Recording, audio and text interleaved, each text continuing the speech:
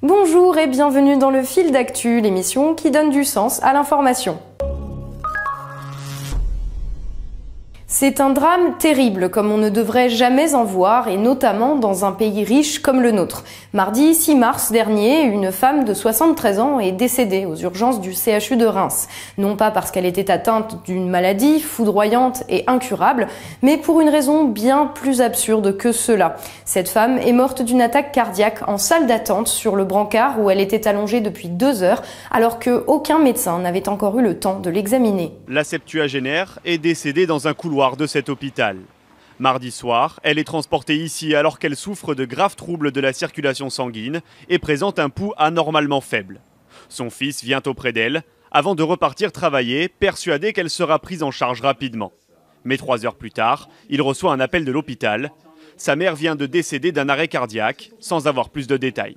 Pour sa défense, l'hôpital explique que ce jour-là, les urgences étaient bondées et que d'autres cas plus critiques devaient être traités avant elle. Nous avons eu cet après-midi-là 4 urgences vitales à traiter et la priorisation faisait que, médicalement, d'autres patients ont été pris en soins. Pourtant, selon les ambulanciers, Yvette Mandel n'a vu aucun médecin pendant ces 2 heures et demie, pouvant juger de la gravité de son état. Il y a des gens qui sont même arrivés avec un avant-bras cassé ou une entorse qui sont passés devant nous, quoi. Alors qu'on avait précisé à l'accueil qu'on avait quand même une dame avec des marbrures aux jambes donc qui sont après montées progressivement au niveau du corps, quoi.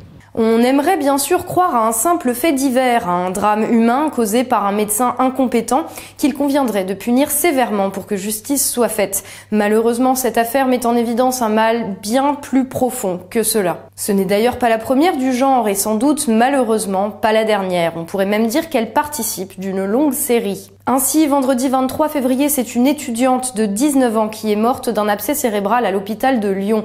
S'étant déjà rendue à l'hôpital à 2 reprises pour une otite présentant des complications, elle n'avait pas reçu la prise en charge nécessaire et avait été renvoyée chez elle sans que les examens qui auraient permis de prévenir le drame aient été pratiqués. Le 13 février, un homme victime d'un accident vasculaire cérébral a évité le drame de justesse. Conduit au CHU de Nîmes, il a attendu 8 heures en salle d'attente avant de repartir chez lui comme il était venu, faute de prise en charge. On pourrait également évoquer cette mère contrainte de porter le corps de son enfant décédé dans les couloirs de l'hôpital de la Timone à Marseille en septembre dernier, faute de couffins libres et de personnel disponible. Ou rappeler cet homme de 89 ans, mort lui aussi, faute de prise en charge, dans les couloirs du CHU de Brest il y a 2 ans. À chaque fois, des temps d'attente bien trop longs, une attention consacrée aux patients bien trop superficielle et à l'origine de tout cela, une même cause, un personnel, des lits et des moyens en quantité insuffisante pour prendre en charge les malades de manière correcte, respectueuse et efficace dans des situations où le moindre manquement peut pourtant être fatal. Contre la douleur ? Si le nombre de malades augmente en revanche, le nombre de soignants a chuté d'1 tiers. Un dégraissage qui oblige les médecins du service du docteur Choquet à faire des journées à rallonge. Aux urgences, un urgentiste fait au minimum 65 heures par semaine. Oui, bonjour. Et les semaines, quand les collègues sont en vacances et qu'il faut combler les trous, on fait 80 heures par semaine. Ce genre de surmenage n'est pas sans risque. David en est à sa 14e heure de garde. Cette fois, le malade risque une méningite. Le jeune interne doit pratiquer une ponction lombaire. Il n'a pas le droit à l'erreur. Oui, j'y vais. Ça va quand même? Ouais, mais bon. C'est bon. Stressé et fatigué, David a du mal à se concentrer. Il rate même sa première tentative. De ce constat découle une évidence. Tant que ces moyens ne seront pas adaptés aux besoins réels des patients, ces drames ne pourront pas être évités.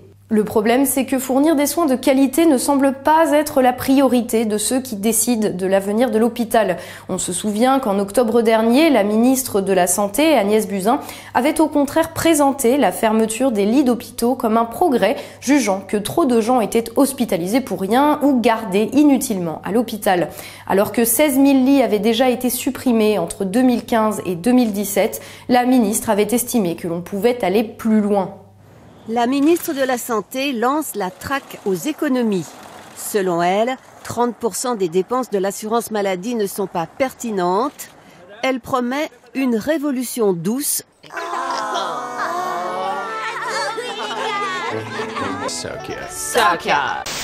Principale piste, l'hôpital. Agnès Buzyn veut favoriser la chirurgie ambulatoire et elle préconise la fermeture de lits. Quand je dis que nous avons moyen de limiter les dépenses inutiles, j'ai pas dit faire des économies, j'ai dit arrêter les dépenses inutiles. Oh, gros câlin. Gros câlin.